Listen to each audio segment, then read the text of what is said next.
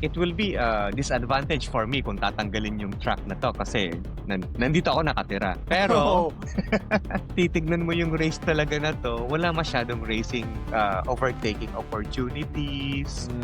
Tapos, if you are watching live, very limited lang yung view mo. Kahit na nagbayad ka ng malaki for a grandstand, sobrang ikli lang. Isang liko, dalawang liko, yun lang magiging view mo. And napakamahal. So, ang tinutukoy ni Dax, hindi niya pa sinasabi pero alam nyo na. For me, as an F1 fan, I think we have to take Singapore out. Bye, Singapore. Ang gusto kong ipalit sa Singapore, ibalik ang F1 sa Sepang sa Malaysia. Malaysia! Yes.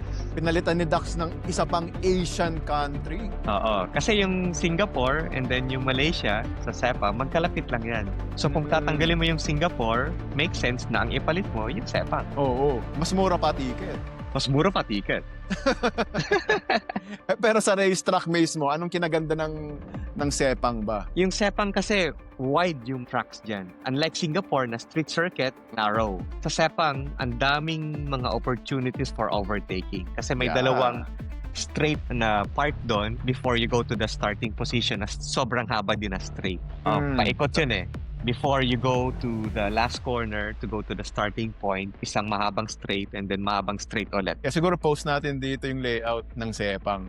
So as I have said, wide, very wide yung track na yon. Ang daming pwedeng maging wheel-to-wheel na mga actions. Yay! Yeah, tsaka overtaking. And pag pumunta ka ng Sepang and then you watch the race there, you have a more panoramic view ng track. Oh, So mas makikita kita mo lahat.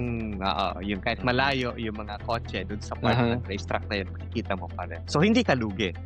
Sulit ang ticket. And being a tropical country na nasa region ng Pilipinas, Singapore, Malaysia, expect mo yung mga changes sa mga weather condition. Padulas-dulas. Yes, another opportunity for a wet race na naman. Pero siguro okay nga din yun kasi kung mainit din sa Malaysia, at least nandun pa rin yung challenge ng Singapore, which is the heat. Di ba sikat ang Yes, Singapore dahil sa heat Humidity. challenge. Yes, and humidity. So it gives the same challenge, pero yun nga, wider tracks, more overtaking opportunities, better views of the whole race, Yes. and cheaper costs. Yes. Ito yung tinatawag ng mga race engineers na strategic nightmare kasi hindi mo alam ang mangyayari during the race.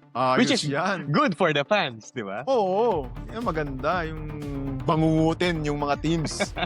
Nightmare talaga. Mas masaya ang mga fans pag ganyan, pag binabangungot ang mga teams.